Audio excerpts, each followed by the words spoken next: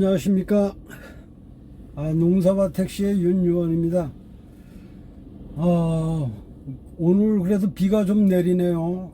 그동안에 날씨가 굉장히 가물어가지고 농사 짓는 분들은 꽤 어려움이 있었는데 다행히도 오늘 비가 좀 많이 내린 것 같아요. 그래서 그동안의 가뭄이 어느 정도 해소가 될 것 같아서 참 다행스럽습니다. 오늘 방송은 제가 지난번에 방송했던 그 개인 택시 거래를 전문하시는 그 딜러하고 인터뷰를 했던 내용을 1, 2, 3부로 나눠서 내보냈더니 일부 시청자들께서 1, 2, 3부로 나누니까 너무 이게 헷갈린다, 일일이 찾아보기도 번거롭고 그러니 한 번에 방영을 해줬으면 좋겠다라는 일부 요청이 있어서 제가 이게 너무 길어서 이렇게 3부로 나눴던 건데 하여튼 최대한 편집을 좀 단축을 해서 오늘 다시 그 전체를 한 번에 방영을 해볼까 합니다. 그래도 한 20분 가까이 시간이 걸리더라고요. 그래서 좀 지루하시더라도 관심이 있으신 분들은 한 번에 다 보실 수 있게 오늘 전체 편집본을 내보내도록 하겠습니다. 한번 보시죠. 반갑습니다. 안녕하세요. 사분하고. 네. 오늘 이제 개인 택시 거래를 전문으로 하시니까 개인 택시 그 관련된 내용을 좀 유튜브 영상에 올리려고 찾아뵀어요. 예. 네, 지금까지 그 개인 택시 거래를 하신 그 경력이 얼마나 되셨습니까? 내가 개인 택시를 거래를 하게 된 동기가 있는데, 제가 원래 개인 택시를 회사에서 회사 택시 하다가 큰 게 아니고 저도 샀어요. 네. 살 때 이제 그 여러 가지 부작용이 좀 있어가지고 그것 때문에 이게 왜 이런가 해가지고 그때서부터 이제 개인 택시 매매에 실질적으로 발을 담갔고 전문으로 제가 매매라는 건 한 15년 정도 됐고요. 15년. 예, 15년. 오래되셨네. 이제 최근에 이 개인 택시 거래는 좀 어때요? 실질적으로 이게 매매를 오래 하다 보면은 한 달 평균 통계가 잡혀요. 인천의 전체 물량이 한 달에 몇 대 정도가 양수 되는 게 딱 데이터가 나와 있어요. 평균 데이터가. 이 데이터가 제가 또 그 개인 택시 조합의 이사 대행을 오래 했잖아요. 15년 하다 보니까 그 데이터를 이제 아는데 1년이면 약 500대 정도가 양수가 됩니다. 1년에. 요즘에는 이 개인 택시가 거래가 굉장히 활발한데 따라서 물량이 부족해요. 사시는 분이 많고 파시는 분이 적어요. 사려는 사람은 많고 네. 팔려는 사람은 적고. 네. 그러다 보니까 지금 현재 오늘 그 개인 택시 시가 기준 양도인이 이제 파시는 분이 8천 정도. 8천 정도면 뭐. 네. 그 다음에 사시는 분들은 8,100 정도. 거기서 면허만, 차량 말고. 차량 값은 빼고. 네, 차량 값은 별도니까. 그렇게 현재 이제 그 양도양수가 이루어지고 있다고 보시면. 그러면 꽤 지금까지 최근 들어서는 최고가인 것 같아요.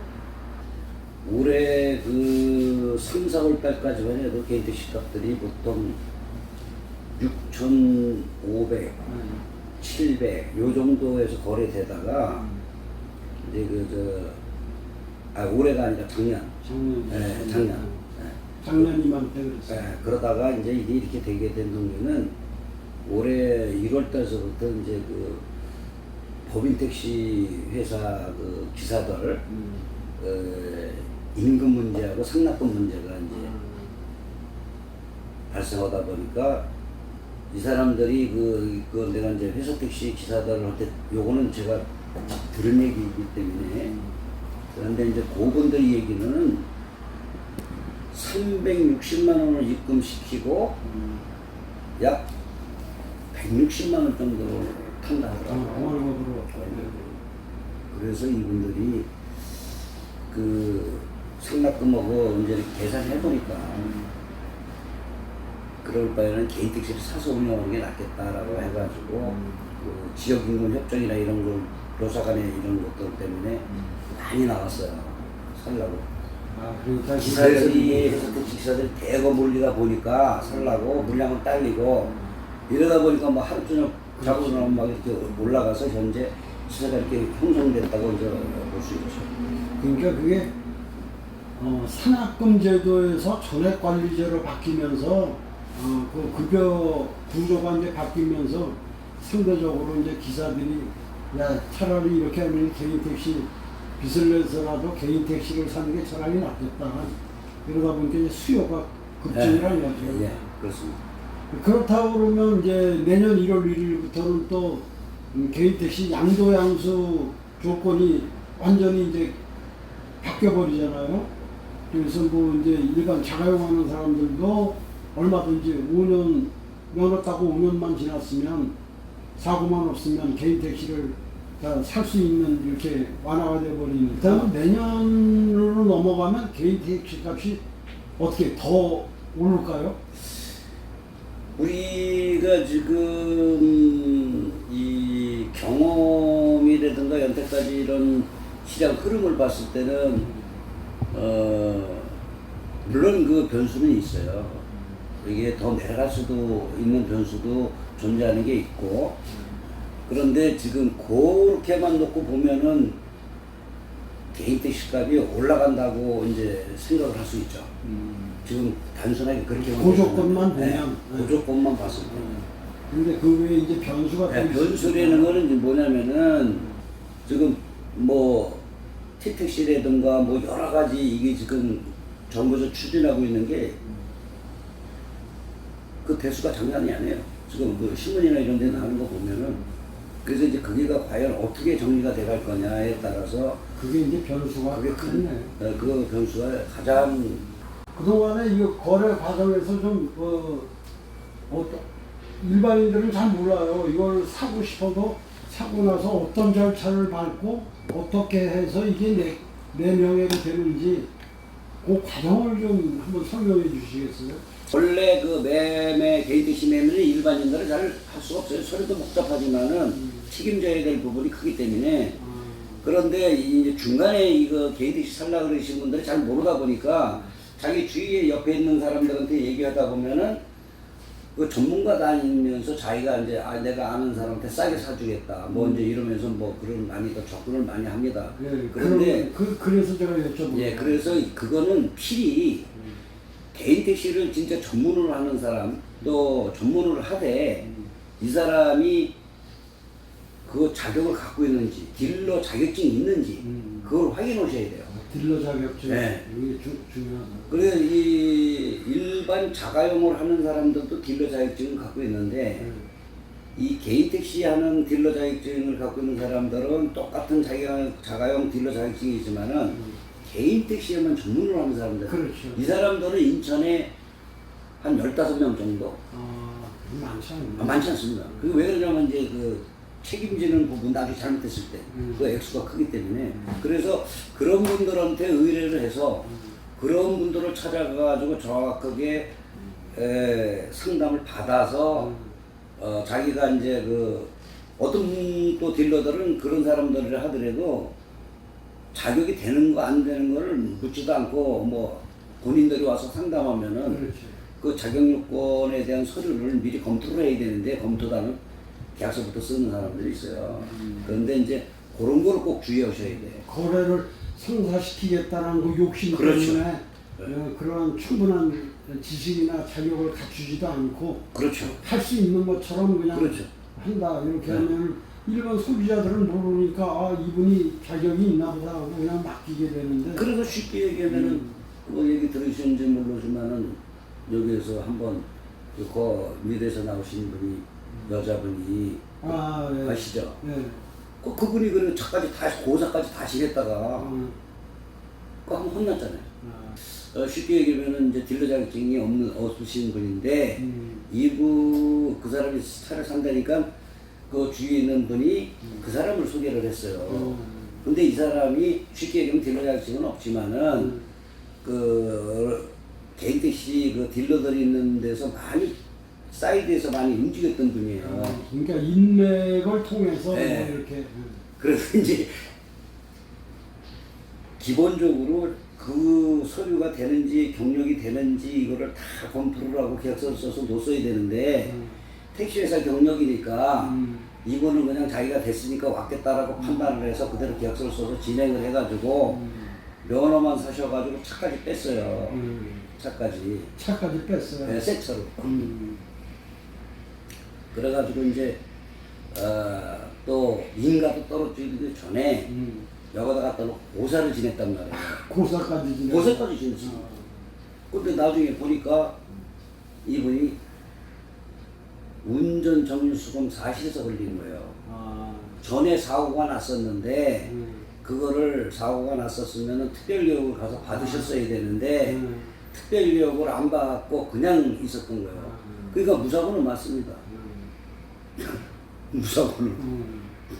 기간은 되는데 네. 무사고 기간은 되는데 특별교육이라는 걸 안 받다 보니까 그 특별교육을 안 받은 무슨 경력이 제로가 돼버린 거예요. 아, 근데 이제 우리 같은 경우에는 그래서 개인 택시를 살아오신 분이 있으면은 회사 택시가 됐든 무슨 택시가 됐든 뭐 화물 경력이 되든 버스 경력이 됐든 저희가 요구하는 서류가 딱 세 가지가 있습니다. 기본적으로 계약서를 쓰기 전에 경찰서 가서 무사고 증명 꼭 띄시고 그 다음에 교통안전협회 가셔가지고 운전정류 수금 사실증명서를 꼭 가져오시고 교육받은데요. 그러니까 이제 택시를 하는 사람은 누구나 운전정밀 교육을 다 받았어요. 그렇죠, 받죠. 근데 이분들이 그 정밀 검사를 한번 받고 나면은 사고가 없으면 그게 계속 쭉 이어집니다. 그리고 중간에 내가 예를 들어서 그거는 받았지만은 3년이 넘도록 택시를 안 했어. 근데 그때는 다 경력이 살아있다 하더라도 이걸 또 안 받았으면 여기서 또 걸려요. 아. 그래서 운전정밀 수검 사실 증명하고 무사고 증명하고 그 다음에 이제 본인이 근무했으면 근무 업체 택시면 택시에서 근무했던 월별이라는 게 있어요. 요거 세 가지를 먼저 봅니다.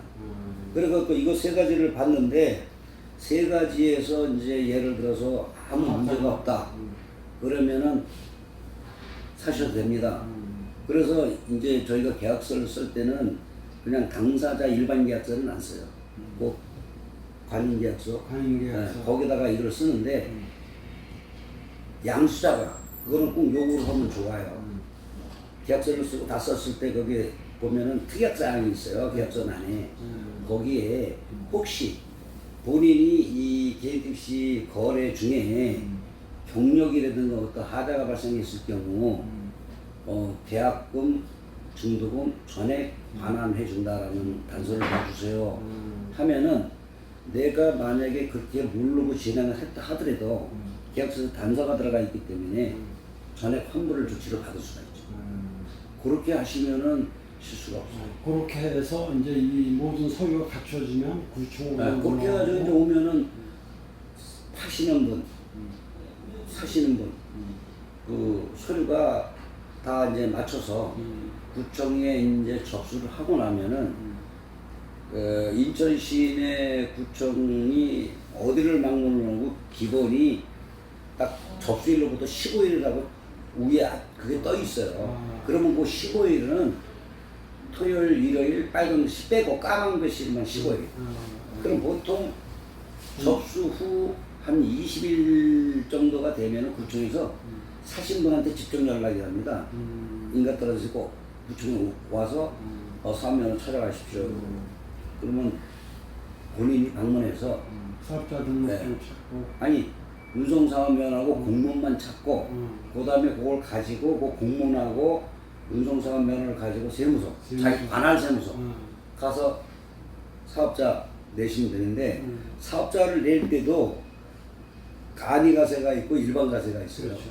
근데 이제 전에는 개인택시들은 말을 안 해도 그냥 다 간이가세를 해줘서 세무서에서. 그렇죠. 근데 지금은 그 개인택시 외에 자기가 갖고 있는 그 밖에 다른 그 사업자 등록증이 있다든지 하면은 자기가 공제받을 부분이 많으면은 자기가 생각을 해도 일반 자세로 했다가 연말정산 받아도 되고 그러나 거의 다가 대개가 99%는 다 죠 가리가 세트예요.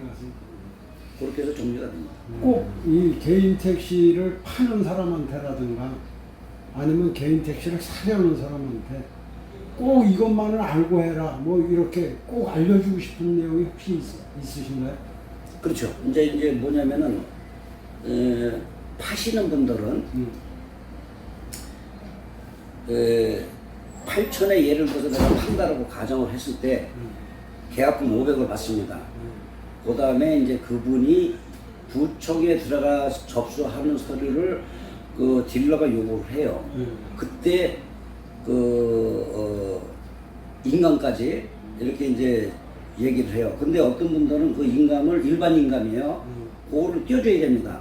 근데 이제 이거 띄워주면 내 차 그냥 팔아먹고 도망가면 더 나가지고 그걸 안 띄워주시는데 그걸 안 띄워주시면 일반 인감을 안 띄워주시면은 구청에 접수를 못합니다. 그러니까 양도인도 그걸 꼭 띄워주셔야 돼요. 또 사시는 분도 마찬가지로 일반 인감 띄워야 되지 뭐. 그런데 이제 그러다 보면은 이제 그 딜러가 차를 팔았어요. 팔고 나면 중도금을 드려요.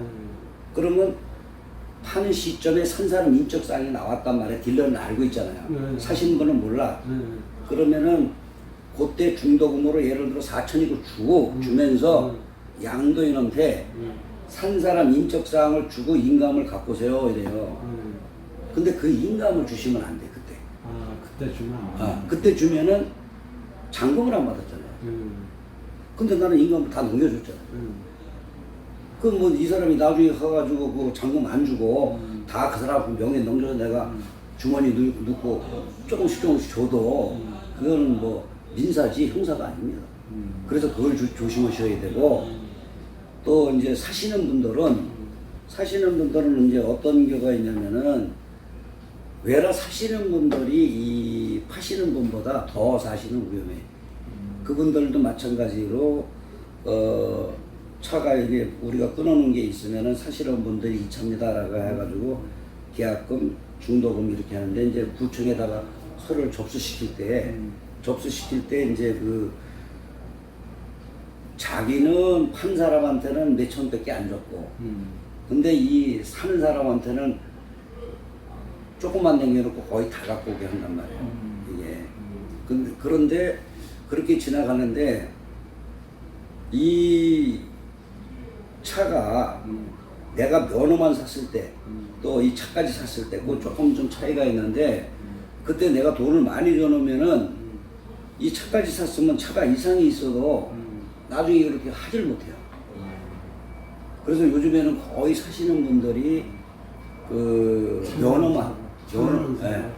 그러면은 그거는 뭐 차에 대해서 스트레스 받을 일이 없으니까 그거는 그런 것만 좀 조심하시면은 크게 결국은 그러니까 개인 택시를 파는 사람이나 사는 사람이나 믿을 만한 전문가한테 가서 믿을 만한 전문가를 네. 활용하는 게 가장 현명한 방법이다. 그렇죠. 그리고 이제 그래야 나중에 만약에 이게 잘못돼도 그 사람들은 그 소속돼 있는 상사에 전부 다 그 잘못됐을 때 물어주는 보험에 다 들어가 있기 때문에 관계없죠. 그 어설프게 주변에 누가 뭐 아네 뭐 어쩌네 해서 인맥을 통해서 그 인맥들이 데리고 오시는 분들은 이제 그 자기가 그래도 뭐 딴에는 싸게 사주겠다 뭐 이러는데 실질적으로 그분들이 물건을 지들이 돈 주고 뭘 하는 게 아니기 때문에 그렇죠. 싸게 사준다는 건 있을 수가 없습니다. 잘못됐을 때 뭐 법적인 보호를 받을 그 수가 사람들은 없고. 그러면 당연하지. 그 사람들이 책임질 수 있는 게 없어. 그게 그래서 믿을 만한 거래를 통하는 게 가장 좋겠다. 예, 맞습니다. 그렇게 해서 이제 웬만한 궁금한 내용을 여쭤봤는데 나는 이게 난 이거 유튜브 인터뷰라든가 뭐 이런 건 이제 처음 제가 해보는 거라 좀 많이 좀 서툴렀는데 아니 워낙 그 달변이셔서 잘 좀- 우리가 알고 싶었던 걸 다 알게 된 것 같아요. 아이고 편집해갖고 잘 좀 해주세요. 그래요. 이제 감사합니다. 편집을 가서 또 편집을 좀 해야죠. 예, 그래서 좋은 화면이 되도록 이렇게 도와주셔서 고맙습니다. 감사합니다. 고맙습니다.